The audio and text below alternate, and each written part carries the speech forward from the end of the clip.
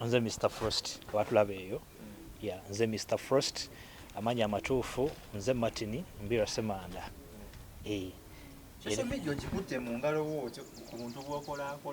anti this is about creativity okola ekiriyo ndanye Facebook yeta creativity ne bamutegeera WhatsApp na yeta ekiche Instagram so kiva about kikyoleta what new genre you bring in a society oba nebanga genre ebadde weeri katugeze gubadde mupiira no leta talent yo nebanga eri ku level you break out kitegeera oba nti gwe David Onyango igolo kipa basimanyi wa David Onyango Dennis Onyango yeah nti wovayo bagokipa banji mu Uganda no wovayo no kiteka ku mutindo you break out so we are lifting entertainment industry in Uganda and that's so what we do. Your first video you wake up no gamba kole keeps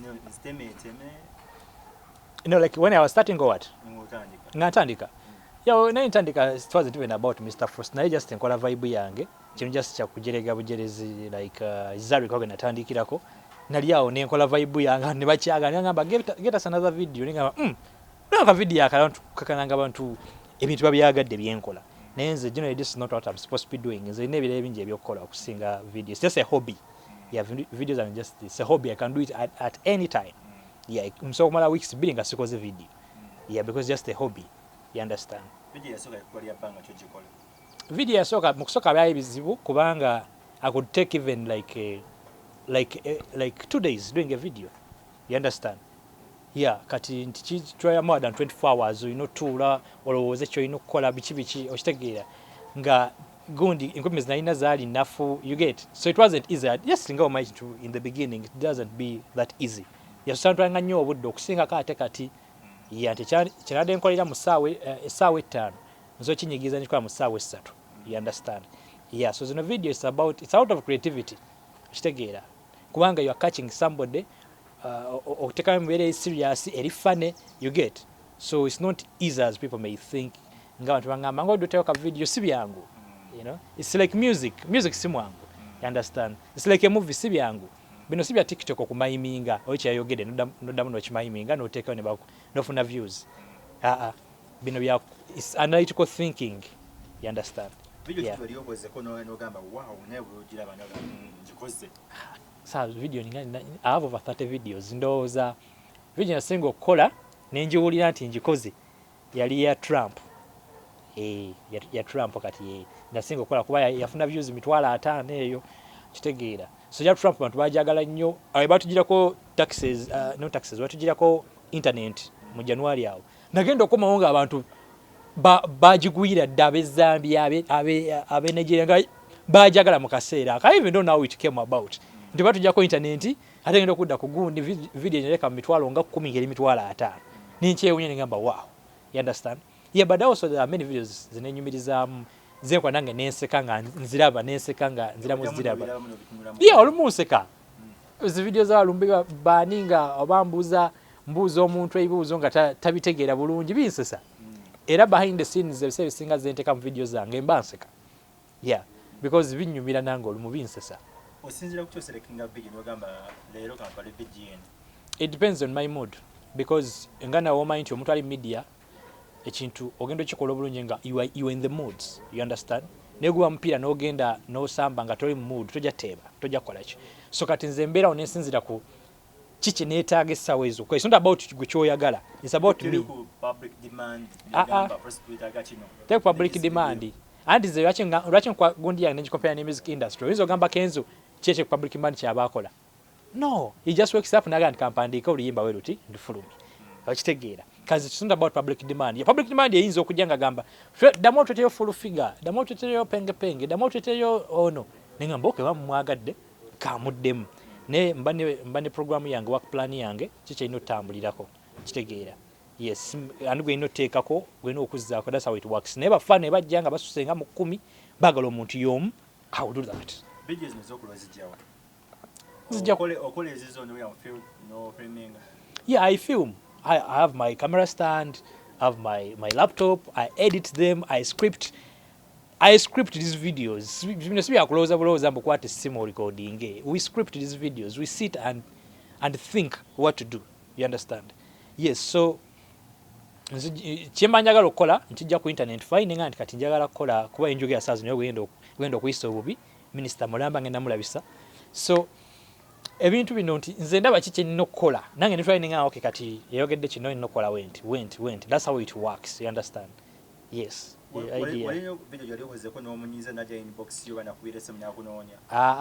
yensonga kinkola ku bantu abategeera okitegeera soka ku muntu atategeera nkola ku bantu abategeera because omuntu ategeera amanyi kye bayita humor ne sarcasm nze kyenkola nze siri comedian nze am a satirist era omuntu aba aliyo nga takitegedde asobola ogenda ku Google n'ateekamu ekigambo satire SATIRE ojja kukola ekintu kyenkola nti abamu bampita comedian I'm not a comedian me am a satirist era nze zekka mu Uganda satirist akola ekintu nga kirimu comedy kirimu okujerega kirimu exaggeration kirimu humor kyenkola nti era oba olaba video zange ezisinga mbeerawo ne mbuuza omuntu about the economic status of a country nga it's a serious question okitegeera wanetamu kafaani awo so ndowooza okira so this is not comedy alone this is satire imu all that package era nze nyiga nnyo omuntu alala okuteekamu awadi nga za comedy kati comedy ate kati amoti anaakola ki Maria kyanabeera mu awadi ki kati oyinza okuteekamu mu awadi zimu ne Maria ki no doesn't work out nze ndoka mu awadi nga nzirimu zekasa zino mu Uganda sina kindi ndoka mu awadi zinga nzimu ne Trevor Noah kwa kati yakola byinza okukola byenkola ate nga yesi byakola era byenkola jina nina kubeera zekka mu awadi wali ukoze video yona omuntu gwogoza wenda kwesi mnagamba wankola daka nange ndimu kwesekere najerega Pastor Mondo usajjo oyo I like his humor namujerega nampeza ka message so namukwando gwange she linked us to him nakukola kasumna wankoze ka video kansanyusiza nojerega olubuto simanyi to sanse njoka bichi okitegeera nenfuna ka video ka Elias Lukwago naye era TV omuna napeza ka voice note ngeri asitukaga musanyu funyaye mukuseka okitegeera so abantu bekako bategeera they can't come and say lwachi wankoze ka video wekati because they know it's about entertainment it's at least out of disrespect mbo wanvuma muntu okitegeera it's just some entertainment humor period nyo I've worked with over 13 companies nesazo nwenjogera tuli ku interview eriyo omuntu ampeza message ayagala advert so advert is always zijja emirimu jijja netukesa ninga abanange sikyayagala mirimo first leave me I'm engaged I'm serious if I'd come with my laptop I could show you no sirimba nakulimba kuba benjogera webiri one xbet njawo ngamenti kamba nyinjogede tolanga ko video nga mweri nkuweri nkogendo girabi nkodeze one xbet is social property nkodeze aba South Africa nkoledde I've worked with many companies actually right now I'm with these people Top Model Uganda model now no I'm not a model but if I should say I'm an influencer. Yeah, so I advertise for these people, Top Model Uganda, which is linked to Top Model worldwide in London. So company nyingi zenkoledde I don't even remember them. Just tell me nti walwajikoleze ko government yobanedda. Mfunye zigundi byenfunyemu company ya Gorilos zize ziku appreciate nze wakola kagundo tikamo kigambo kya Gorilos. Kwero ka clip kenda kola ngamba anti mwala wange yansabye Gorilos nga sizirina company nera aka video niga jamu tuwe Gorilos okitegeera ne bampa packets za Gorilos kuwa mwala wange okitegeera so ebintu bingi mbifunyemu I get the adverts I get the endorsements I get the nominations of awards I've been nominated in 2 awards so far and bino nabitandika just mu July you understand just mu July here it's even less than even a year and I'm at this rate you understand but all that goes back to God and effort hard work luck was never fun. Yeah, so what of namuchintu? But it's going to enough namuchintu every time. Nze this is a hobby. Aba mfunye, aba sifunye. Me I say we continue nebyo kola. On a daily, uma tulaba oli mupya scene. Yeah. Banche basinga okusumba kusimu yo. Wa male ne female. Anti kati ekibuuzo ekiro kimanya ansa yakyo nti sabisinga era aba female friends nga omanyi wo omusajja oyina ofuna abakusumba okusinga nga bakazi the reverse is true so kati mpozi n'abalala bagamba ki ba female abagamba I like your videos onule lwakuba nti kati waliwo n'abantu abalala abajja ne bansumbwa ebiseera nga nteekako namba yange ku video nga nakatandika kati abamu baba yakalaba video muntu nagamba video najirabye gwe Mr Frost videos enda ziri wamba akandaba you get since buli muntu yasoka kusasinga media you understand Okitegeera kati amba nsumbuwa omuntu agamba mpeza video ziba ne tusaziweza ku WhatsApp omuntu alowooza nti oba weeragirako naye not the case. You can't send a video of over 500 MBs on WhatsApp. You get so abantu basumbuwa batyo olumu tobavume. You just have to understand mugamba I can't send a video because of such a reason. You understand? So all sexes disturb me. However, I have more of girl fans than male. Yeah. Tebiki bansaba. Tebiki bansaba. Can't sing as it will end in tears. Yeah, I have a girlfriend. So, body are never in the box. You inbox me. I will see if I can decide. How you inbox me? The first message you send me, we will decide if I can continue with you or not. You understand? Hey, kandi mukazi wakweza aka message nakugamba Mr. Frost videos zokola zinyumya jangu ku plot yettaka mutandikira. Hi, I like your videos, thank you. Banange, they are good. All right, thank you. Banange, how did you even start? But you take time to go down. I can't. There are many. Ezimu just nyiga read the all.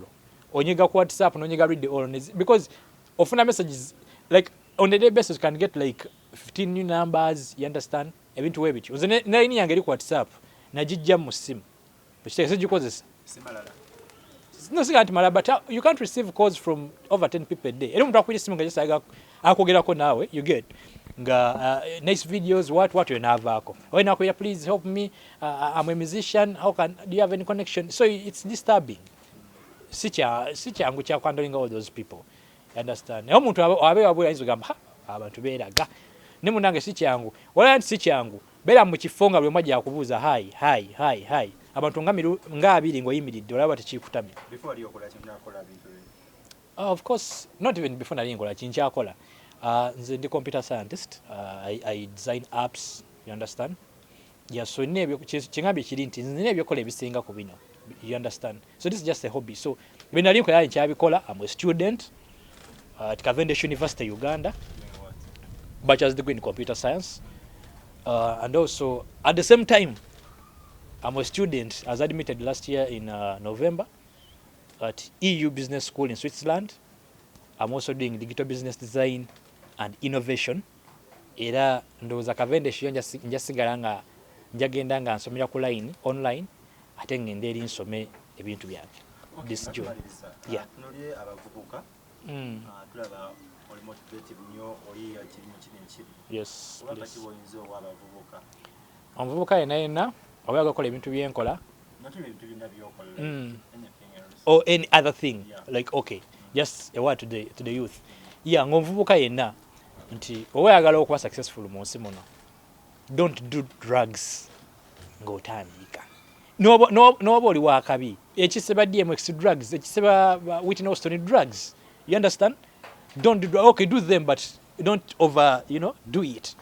So believe in yourself. You are the only person who can stop your destiny. Nze teri anteka mu sente okuba kino kyendi. Sina management.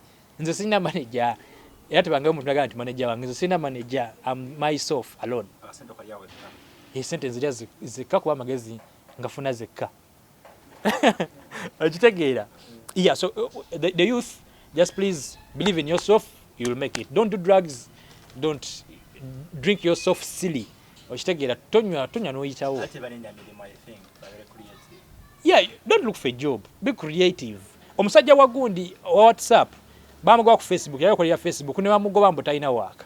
Nadde waka na ya app ya WhatsApp na kitunza Facebook billions and billions of money. Is one of the richest people right now in the world.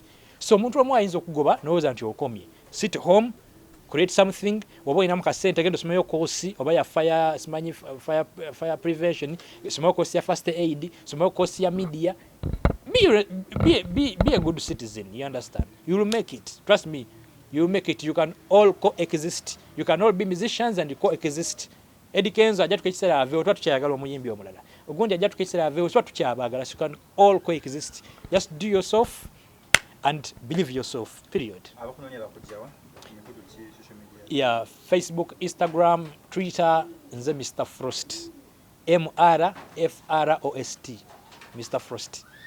Yes, period. Ne kugundi ojja kusanga ne ku Google kwendi because buli wakola award nominations era batekayo abantu okuteka Mr Frost teka mutesiga Mr Frost ku Google ojja kundabayo ojja kunsanga mu nominations ezikoma awards ezabadde this year wadde saawangudde which is okay eza Starkit awards eza South Africa wadde saawangula which is okay but nomination alone shows that you are at a level not even some level, you are at a level and kwa abantu bangi abakola abayinza okubanga bali mu industry eno ninga don't nominated even if you are not nominated doesn't mean you are not good enough you are you omuyimbi osigala muyimbi okoze hit watokoze hit a driver of a car osigala your driver whether ovuze what ovuze that is it